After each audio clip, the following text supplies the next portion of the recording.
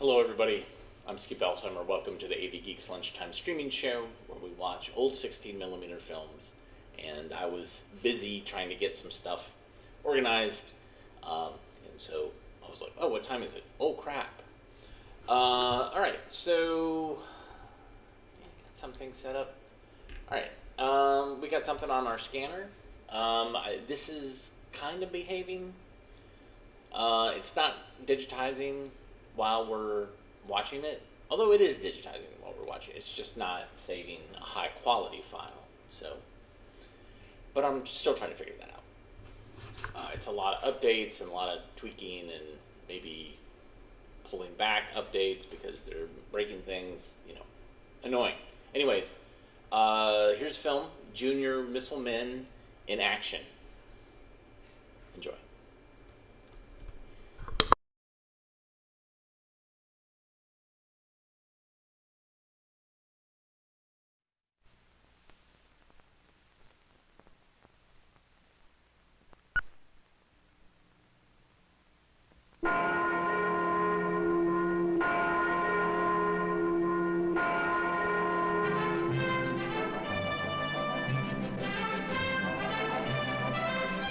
Photography sees with the eye of the camera.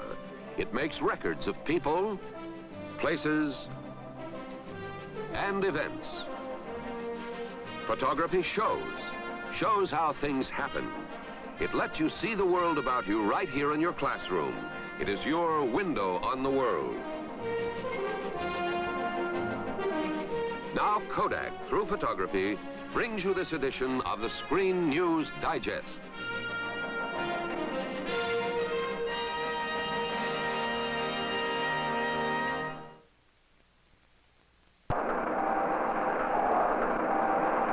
T-minus 10, 9, 8, 7, 6. 5, 4, 3, 2, 1, ignition.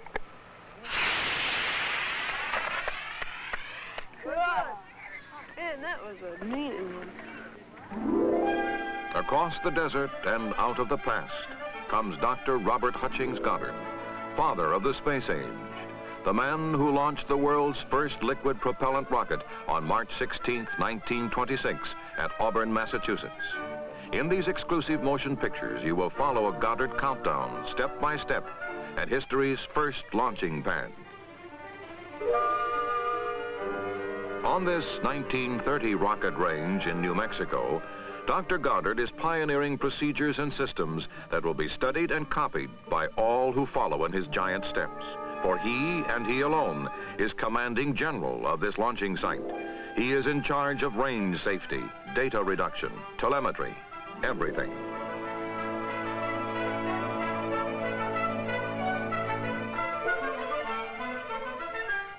With all systems go, the launch crew runs to Dr. Goddard's wooden blockhouse to wait out the final, fateful seconds of the countdown.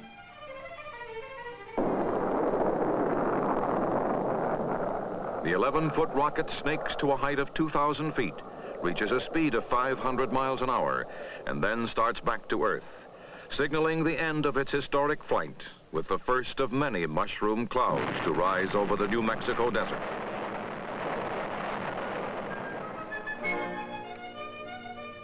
Robert Hutchings Goddard is a brilliant, dedicated scientist, a pioneering genius who is convinced that man one day will land a rocket on the moon. In the 1930s and early 1940s, Dr. Goddard records a remarkable series of space-age firsts, including the first parachute recovery of a rocket, the first launching of an instrument-carrying rocket, and the first flight of a supersonic rocket. But America in general ignores his work. Nazi Germany and other power-hungry countries do not. German scientists keep close track on his progress, and the Japanese and Italian embassies in Washington make repeated requests for information on his work. Dr. Goddard declines all such requests, but the basic patents on his rocket research are available to one and all for just 10 cents.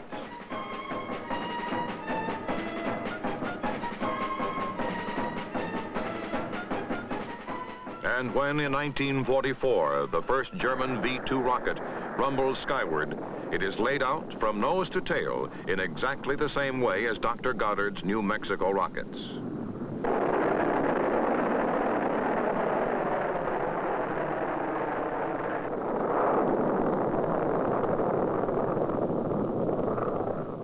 After VE Day, American ordnance men question German scientists about their awesome rockets, and they receive a surprising reply. "Why do you ask us these questions?" they say. "Why don't you ask your own Dr. Goddard? We learned these things from him." Dr. Goddard cannot answer. He is dead.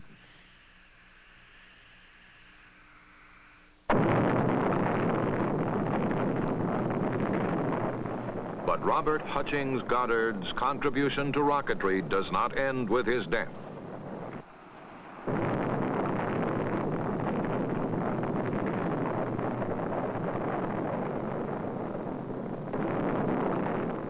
Even today, more than 20 years after his death, it is impossible to design, build, and launch a rocket without infringing on a Goddard patent.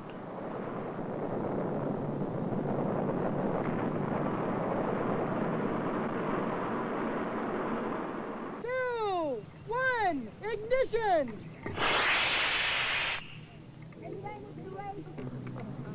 Robert Hutchings Goddard's love of science lives on, too, in the growing number of model rocket societies that are springing up all across the United States. One, ignition! Track it! There it is. Watch where it goes. Oh, she's blowing. Nice shot, Irving. That's amazing. The West Covina Model Rocket Society, organized by the Recreation and Park Department of West Covina, California, is typical of this increasing interest among teenage missile men. One, ignition! Conducted under strict adult supervision, the society emphasizes safety, education, and recreation through model rocketry. On the road, go! Run, run, run! Live passengers, including a wide variety of bugs and insects, ride the miniature missiles. Each rocket is required to have a recovery device. I don't see it. It's gone. Up there. Now kiss that. And every passenger, no matter how high, how fast, and how far his flight, can look forward to a safe and gentle landing. It's kind of hard to go through those weeds there. Yeah, I know. After recovery, the Astro Bug is A-OK. The launch facilities also include a tracking system for measuring accurately the altitude of rocket flights. From pre-launch to recovery, the accent is on safety. It's gonna be a golfer. Organized in 1967, the West Covina Model Rocket Society has grown from 7 to more than 200 members. The model rockets are constructed of balsa wood, thin cardboard tubing, unbreakable plastic, white glue, and bright paint. They range in size from 4 to 48 inches and in weight from 1 to 16 ounces. All are relatively inexpensive to buy and reasonably simple to build.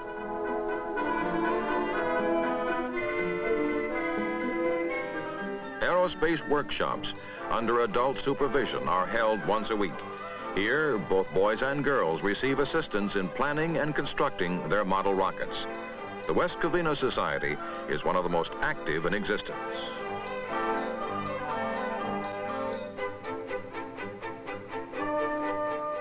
Among the many facilities at the clubhouse is a hand-powered wind tunnel that is used to test the aerodynamics of the model rockets.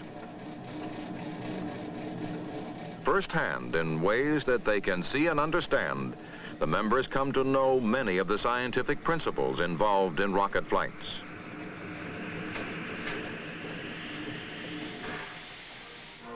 Static tests are also conducted from time to time to measure the thrust of the powerful little engines that are used to launch the model rockets.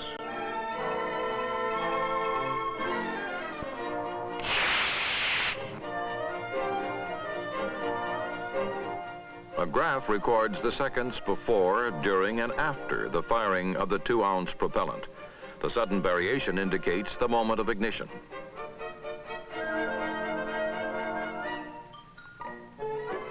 At a local park, 3 times a month, models and theories are put to the test.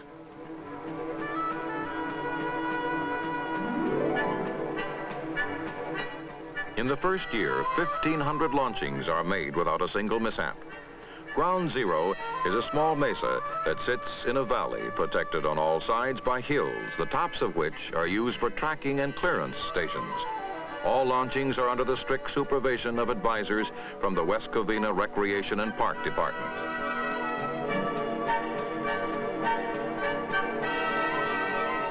Club membership includes boys and girls ranging in age from 9 to 17.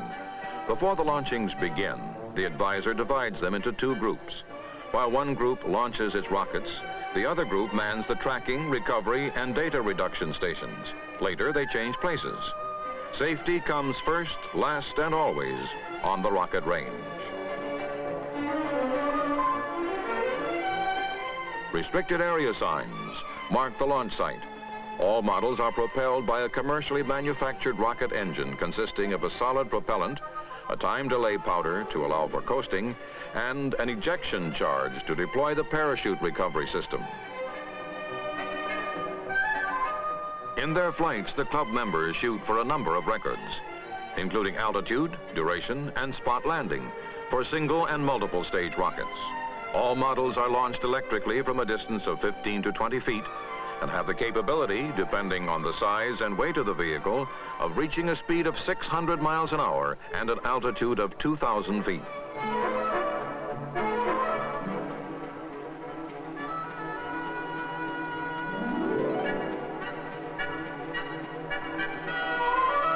Two tracking stations, 500 feet from ground zero, monitor the launches.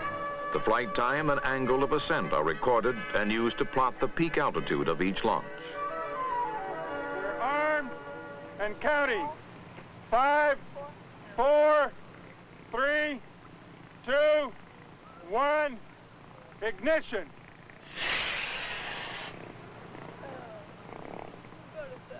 We have a shoot. It was 62 on that last one. What was the altitude? 62. 62 degrees. 925. 925 feet. Mice are among the many live passengers that have been launched and recovered safely by the members of the Model Rocket Society.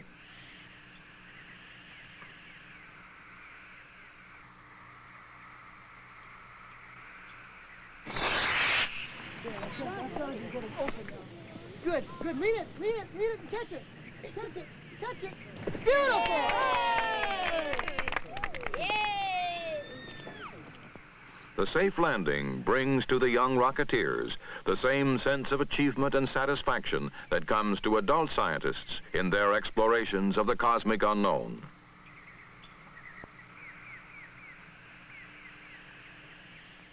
Mouse recovered. Mission accomplished. Models and launchings copy many of America's defense missiles. Here, a rocket is placed into a silo to simulate the underground firing of a Minuteman missile. This launching is photographed in slow motion, and the action is 1/10 its normal speed. 2, 1, ignition!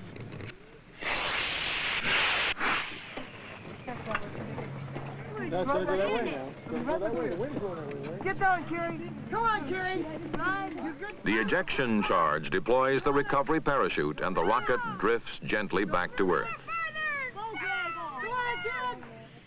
Next, from underwater, the model launching of a model Polaris. Once again, the action is slowed down. Ignition!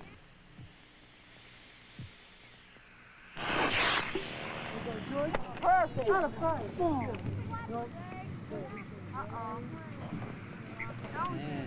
Hey, These miniature missiles that streak into the sky, and the boys and girls who build, test, and fire them, are the heirs of, and the links with, Robert Hutchings Goddard, the father of the space age, who in his youth found the same love of science that they now know.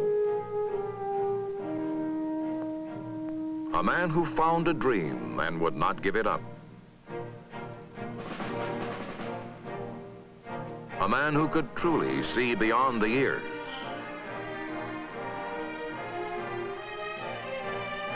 For Robert Hutchings Goddard was the man who first awakened the powerful giant that slumbered in the liquid propellant rocket.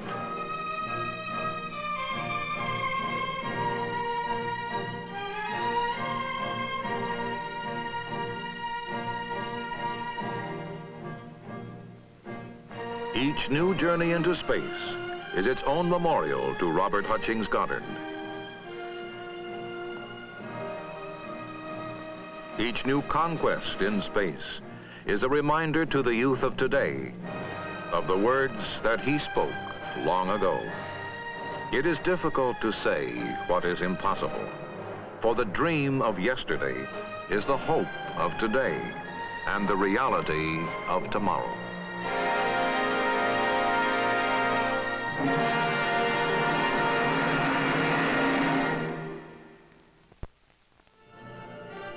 The Screen News Digest, Living History in the Classroom, has been brought to you by the Eastman Kodak Company.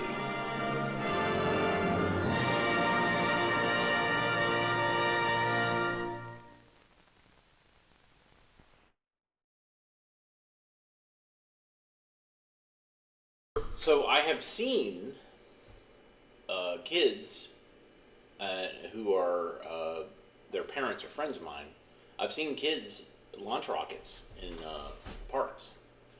But a lot of that interest has gone to drones because of, you know, it's remote control, you have a camera on there, and I don't know which parent thought, oh yeah, we'll let you put your pet mouse in a rocket. Like, that's crazy.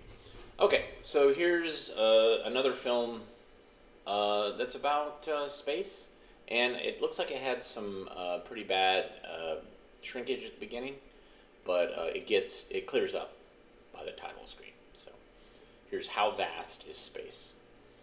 Enjoy.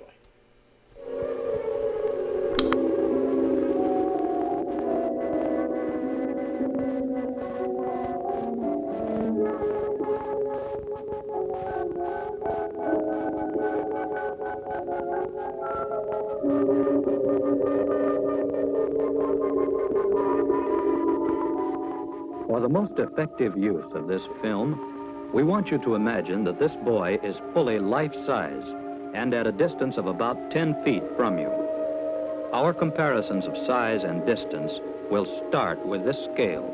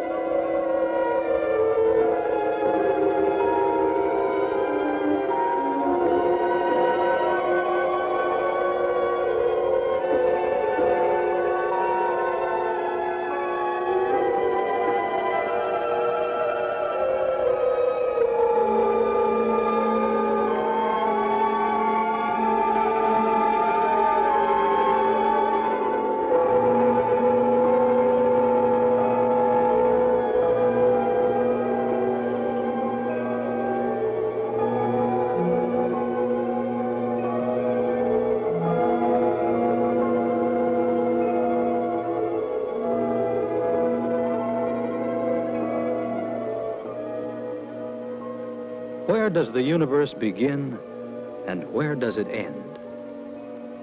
How large are we in relation to our universe? Who are our neighbors in cosmic space?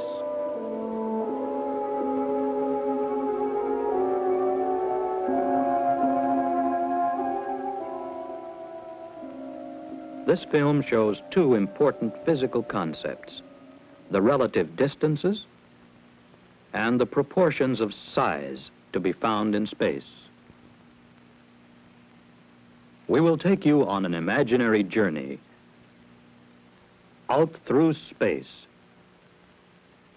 to the edge of infinity in one direction, and then back to the nucleus of the atom in the other. The universe is not only all around us, but is also within us.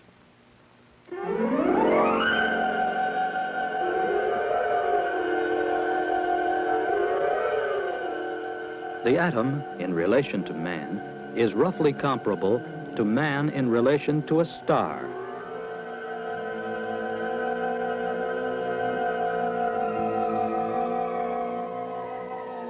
In order to acquire a cosmic view of space, we need a framework on which to build our knowledge. We must, therefore, give strict understanding to the meaning of scale. As we move outward, each leg of our journey will take us 10 times farther away and uncover 100 times the area of the preceding position.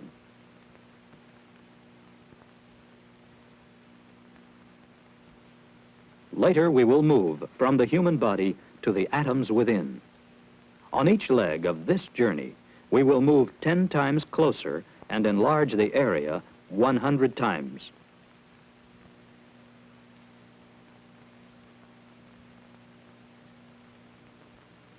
To measure distance, a new square will appear whenever we move 10 times farther away from or 10 times closer to the previous position.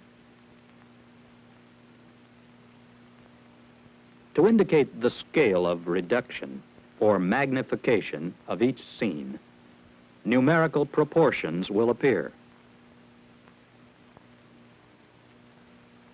The small numbers after 10, known as exponents, refer to the number of zeros to be added. This is the short and practical way to express long figures.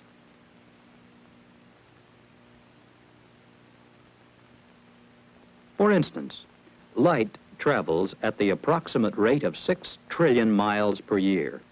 It can be written 6 times 10 to the 12th power. Incidentally, this is known as 1 light year.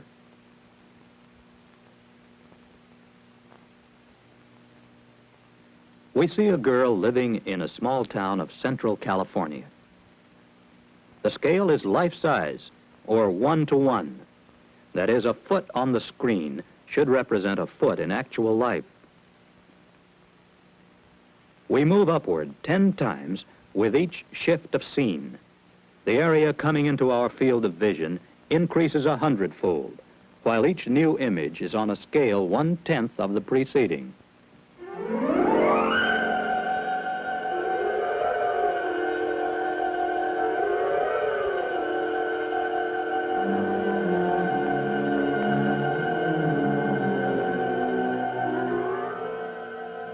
When we reach a height of 2 miles, most of the hometown of our girl comes into view. On this scale, 1 foot on the screen should equal 1,000 feet in actuality.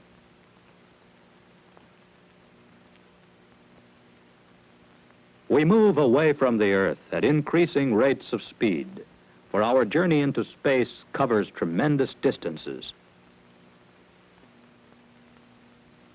We are traveling at 25,000 miles per hour, the speed necessary to escape the gravitational pull of the Earth. We continue to accelerate. And all of California comes into our field of vision.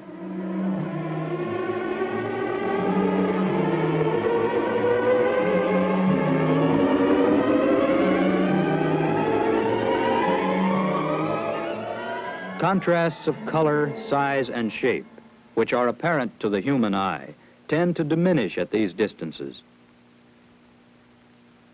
We see the Earth as a limited dwelling place, surrounded by darkness.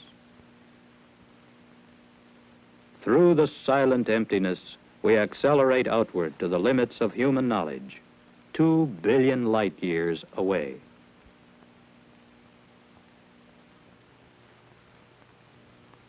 The orbit of the moon and the orbit of the Earth come into view. We continue to accelerate and are now exceeding the speed of light, 186,000 miles per second. The Earth eventually becomes invisible to the human eye.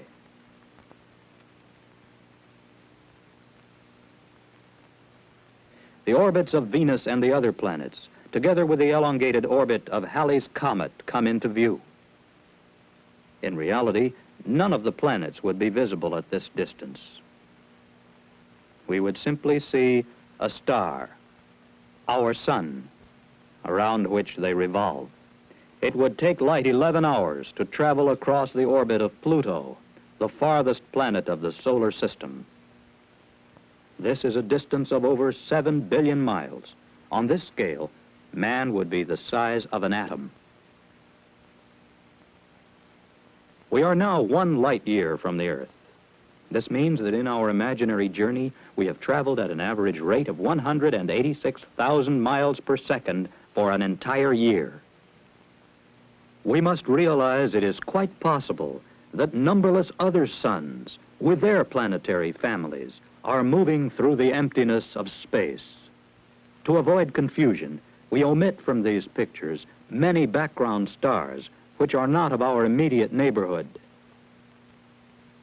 Our nearest star, Alpha Centauri, is 4 light years away from our Earth.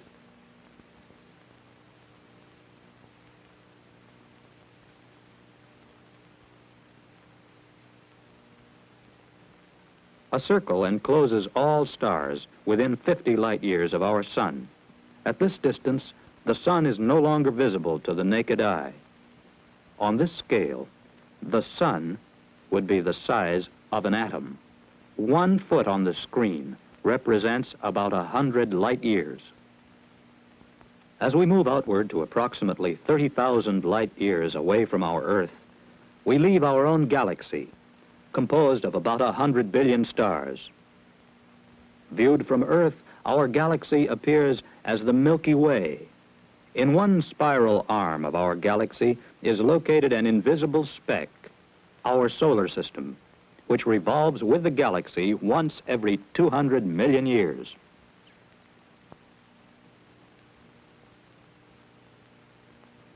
The universe is composed of hundreds of millions of galaxies, which have a tendency to form clusters.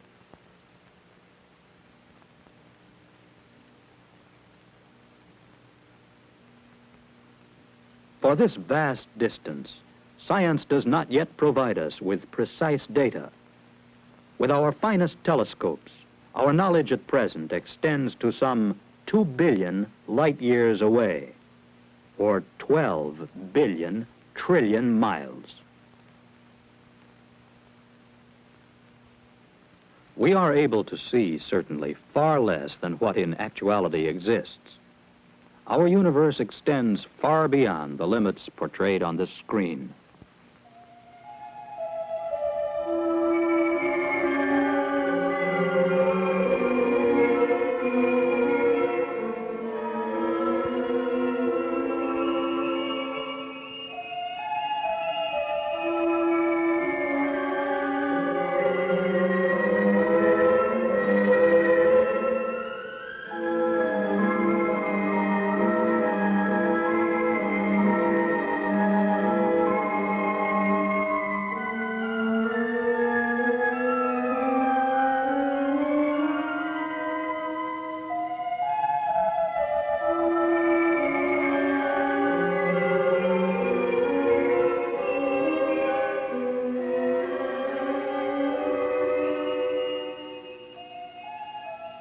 All that we have seen may be as small as a grain of salt compared to that vast expanse of the universe which is yet unknown to us. Now let us return from the boundaries of outer space and investigate the minute realm of inner space by moving closer and closer to the body of man until we reach the nucleus of the atom. Once again, we begin with a scale as close to life size as possible. 1 foot on the screen should equal 1 foot in actual life. we will move closer to the face, the eyes, and the skin of our girl.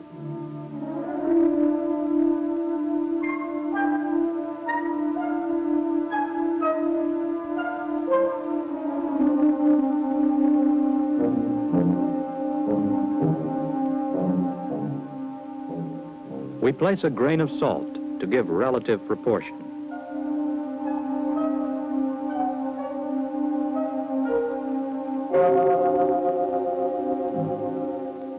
Each new scene will represent a scale 10 times greater and an enlargement of the area by 100 times. A circle represents an average human hair in scale with each scene. As we move closer, the grooves of the skin become clearly visible. The salt crystal and the hair are magnified 100 times. At a scale of 1,000 to 1, we observe the smallest known unit of life, the cell. Groups of similar cells form tissues. Blood vessels and sweat ducts are also seen through the microscope. We are in the final domain of scale, wherein the human eye can obtain an impression of color. The smallpox virus is detected by the powerful electron microscope. On this scale, the salt crystal would be the size of a house. The starch molecule and the infantile paralysis virus begin to appear within the square. At a magnification of 10 million times, we note air molecules.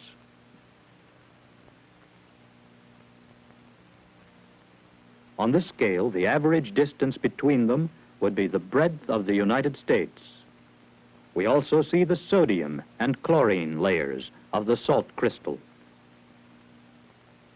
Finally, we approach the nucleus of the sodium atom. The darker shading indicates the probability of finding one of the 11 electrons somewhere within the sodium atom, revolving at speeds of almost 700 miles per second. The vastness and emptiness of space here is comparable to the distance between the sun and her planets.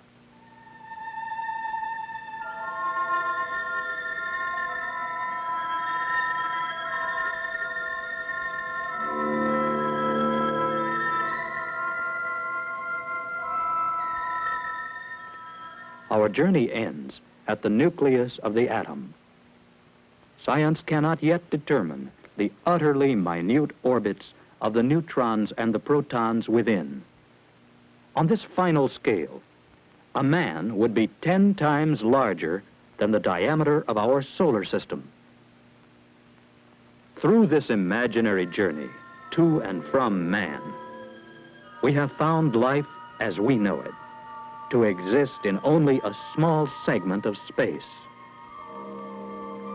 Life may also exist on other scales, infinitely smaller or larger than those we can conceive today.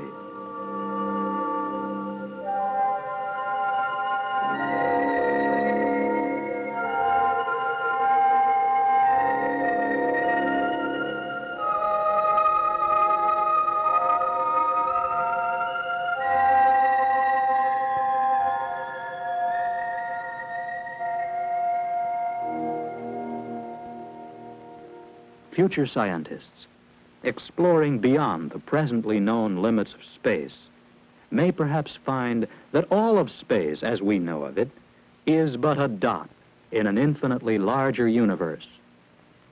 But for this moment, our globe is our limited dwelling place and our immediate neighborhood.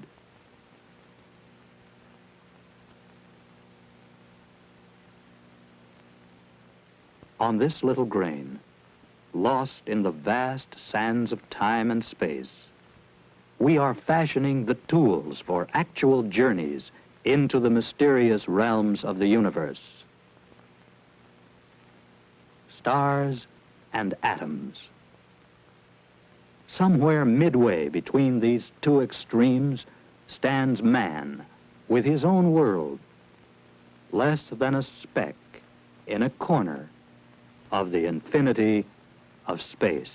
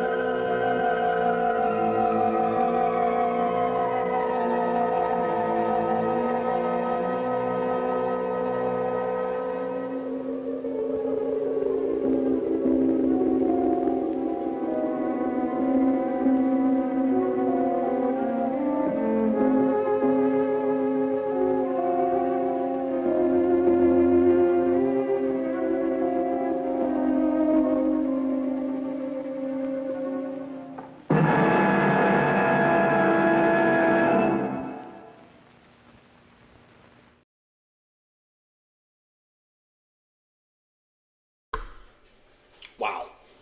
So, yeah, this concept of showing the scales of distance, both in an outer sense and an inner sense. Powers of 10 is the most popular visual version of this, which came out in the 70s, but there was a kind of a sketch of it.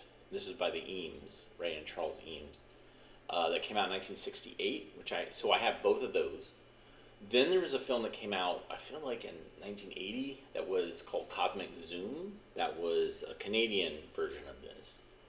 And so this one came out in 1960. And so this is, I think, the first version, or the earliest version that I've stumbled across so far. All of these are based on a book that came out in 1957, which was a photographic version of that. So, yeah, it's fascinating. And I'm sure there's it's so compelling, I'm sure there's other versions of this out in the world. All right, I got another film on the scanner. This is about those trucks in our neighborhood. Why are they in our neighborhood? Enjoy.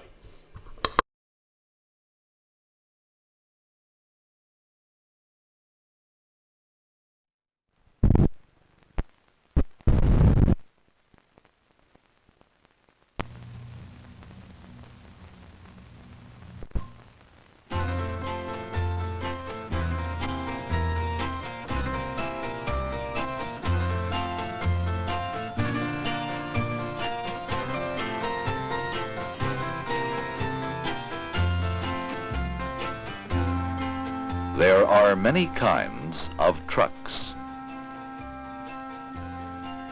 They are used to do many kinds of jobs. The workers who come to our neighborhood often use trucks to help them do their jobs.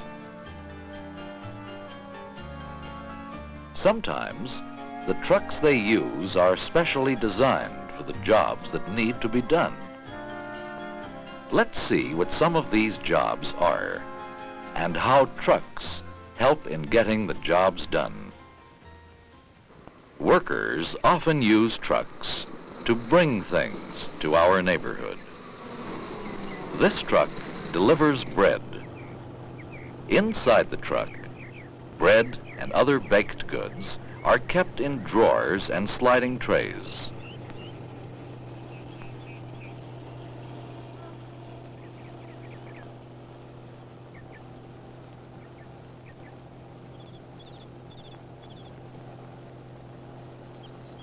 With his truck, the delivery man can bring fresh bread directly to his customers every day.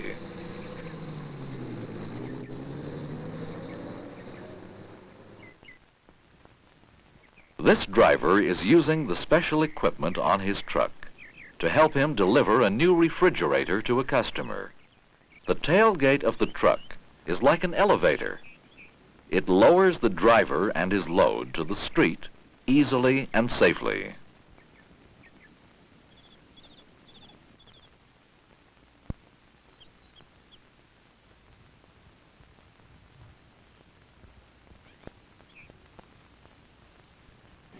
In some neighborhoods, the mailman delivers the mail in a three-wheeled truck like this one.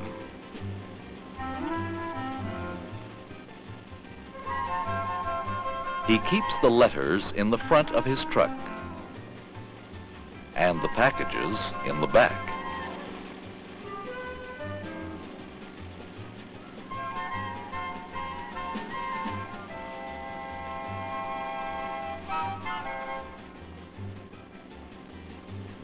With its single front wheel, the truck can easily turn around in small places.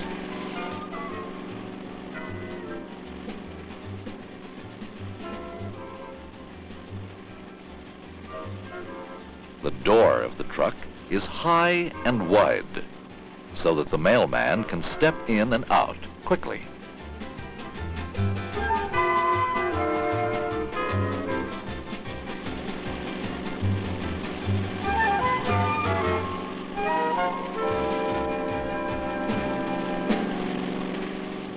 Workers also use trucks to help take things away from our neighborhood. They use a trash truck, like this one, to help keep our neighborhood clean. It has special equipment which lifts the heavy trash cans and empties them.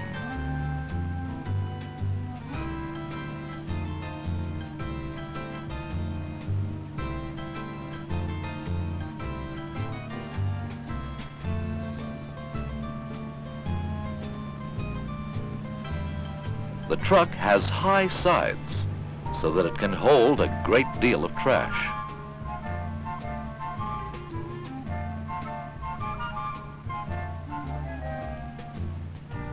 Using trucks like this, workers can take away the trash from many homes.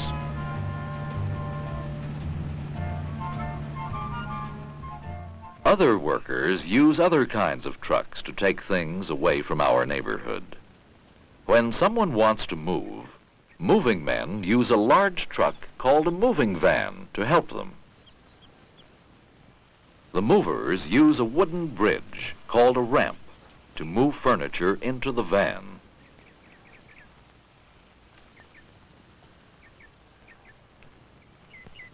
A moving van can hold all the furniture from several homes.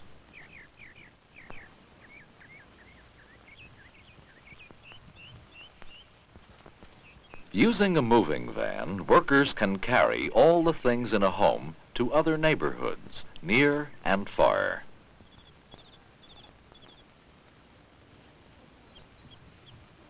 Workers also use special trucks to help them do repair work in our neighborhood.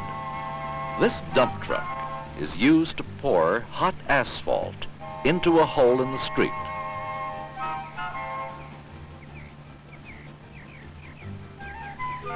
With a rake, a worker smooths the asphalt over the place to be patched.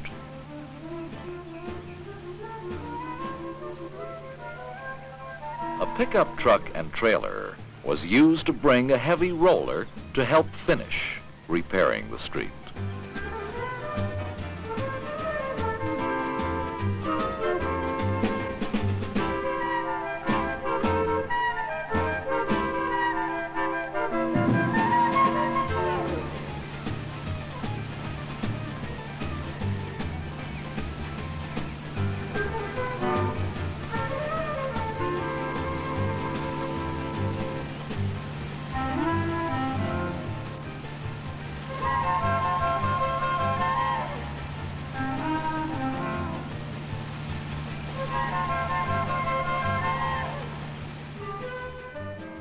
Here is another neighborhood job. This street light is burned out. Workers use this special truck to help them replace the bulb.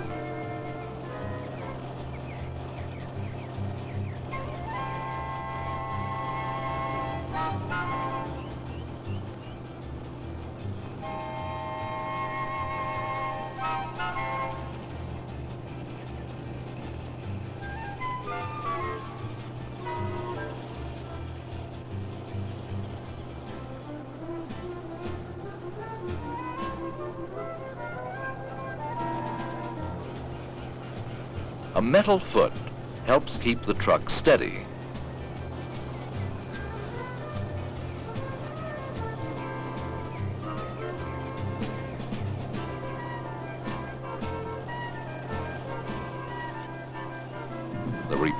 repairman climbs into a box above the truck.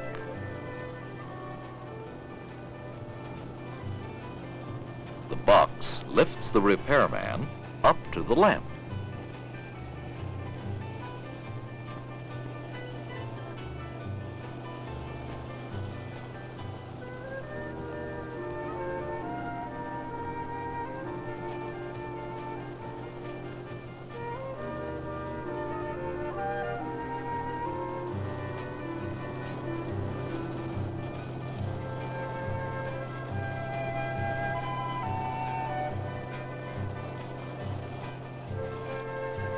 Then he can easily and safely reach the burned out bulb to replace it.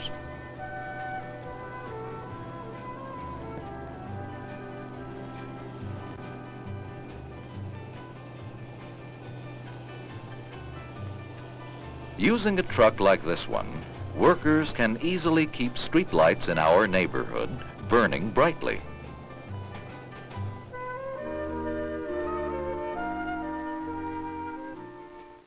Sometimes an emergency occurs in our neighborhood. A fire must be put out.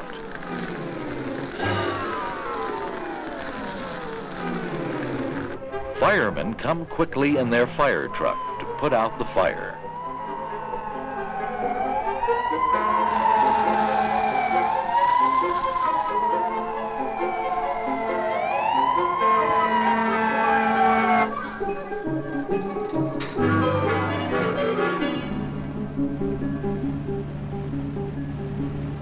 Each fireman knows his own job.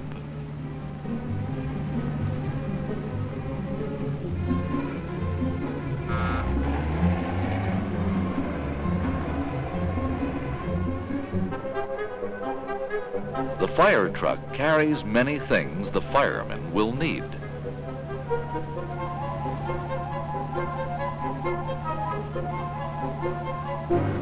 Their truck is specially designed to help them put out the fire. With their special training and well-equipped fire truck, firemen handle many emergencies in our neighborhood.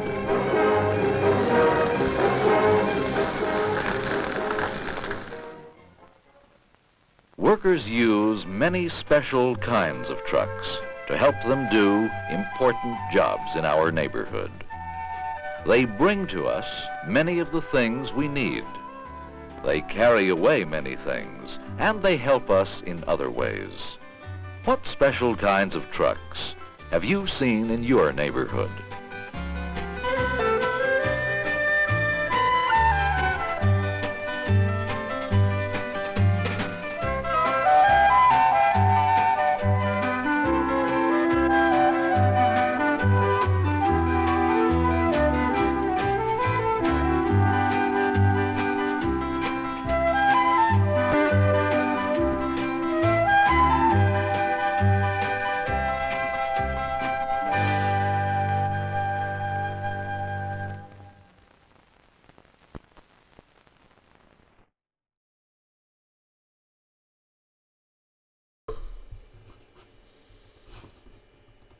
It's so dry here, I keep shocking myself on pieces of equipment, and that can't be good for the equipment. Alright. That film was awesome. This next film, this is a very odd film. I watched a little bit of it before, and yeah, this is Betty Tells Her Story. It's very, very interesting. Alright. And this is a religious film, but I don't know when it becomes a religious film. It's kind of... Anyways, I'll let you guys watch it and see what you